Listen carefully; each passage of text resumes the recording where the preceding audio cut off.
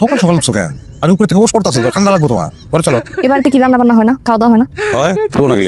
তাহলে কই রান্না করে কোনো চুলা নাই কেন? ও চুলা তো দুই পদের ছিল, মাটির চুলা ছিল, গ্যাসের সিলিন্ডারের চুলা ছিল, আমি ভেঙে ফেলাইছি। কেন? তোমার লেগে। আমার জন্য কেন? তোমার লেগে তো আমি কোনো ধরনের রিস্ক নিতে পারবো না। মনে করি চুলায় রানতে গেলে সিলিন্ডার বাস্ট হয়ে মরে যেতে পারবো, লাকড়ির চুলা থেকে শাড়িতে আগুন লাগতে পারে, তেলের মধ্যে কোনো কিছু দিলা তেল ছিটকে খসা পড়তে পারে। আমি তো এইসব রিস্ক নিতে পারবো না। টেনশনের কিছু নাই। খাওয়ান 3 বেলাই আসবো, 3 বেলাই আসে। পাশের বাড়িতে টাকা পয়সা দেওয়া আছে, তারা 3 বেলা খাওয়ান দিয়ে দেবে, কোনো সমস্যা নেই। এটা কি হোটেল না বাড়ি? বাড়ি। তাহলে চুলা বডি দা সবকিছু আমার লাগবে, আমি নিজের সংসার নিজে রান্না করবো। তোমার দুটো পায়ে ধরে এটা আমার পক্ষে সম্ভব না। এটা বললো না, আমি রিস্ক নিতে পারবো না। আমি জীবনে বিয়া করতে করতে আর বউ খবর দিতে দিতে আমি ক্লান্ত হয়ে গেছি। তুমি আমার 4 নম্বর বউ, আমি আর বিয়া করতে পারবো না। এটা আমার পক্ষে সম্ভব না। শোনো, অসুবিধার কিছু নাই। একটা দুর্ঘটনা তো যে কোনো সময় ঘটে যেতে পারে।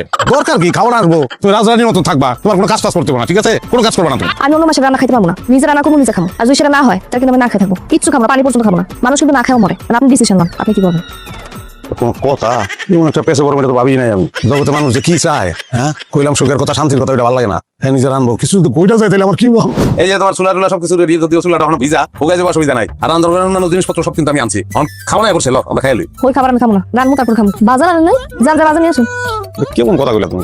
এখন বাজারে যাবো, বাজার আনবো, তারপর তুমি রানবা, তারপর খাইবা। সকালবেলা না খাই থাকলে গ্যাস হয়, গ্যাস থেকে আলসার হয়, আলসার থেকে ক্যান্সার হয়। তোমার দুটো পায়ে ধরি, এগুলো বাদ দাও, চলো খাইতে চলো। ওই গাছের মধ্যে লাউ ঝুলতেছে, লাউ কেটে নিয়ে আসুন। আয় খবরদার, সর্বনাশ হয়ে যাবো আমার। তুমি কি লেগে লাউ কেটে দিবা? লাউ আমি কাটবো, লাউ দিক দাও। এই যে লাউ আনছি। ঠিক আছে, আমি চুলাটা জানি। চুলা তুমি জ্বালাবে না, তুমি চুলা আমি জ্বালাবো। সর্বনাশ হয়ে যাবো, তোমার দুটো পায়ে ধরি, তুমি চুলা জ্বালাবে না, চুলা আমি জ্বালাই। একটু বেশি বেশি করতেছেন না এখন, হ্যাঁ? আমার কাছে আমার করতে দেন। ভিজা চুলা তুমি পারবা না জ্বালাইতে। যে পারে সে ভিজা চুলা জ্বালাইতে পারে। ভিজা চুলা অন পর্যন্ত তুমি তো তরকারি কাটো নাই, আগে আগুন জ্বালায়া। বুঝলে তো ওইটাই কাম, জ্বালাইতেছি যাতে চুলাটা তাড়াতাড়ি শুকায়।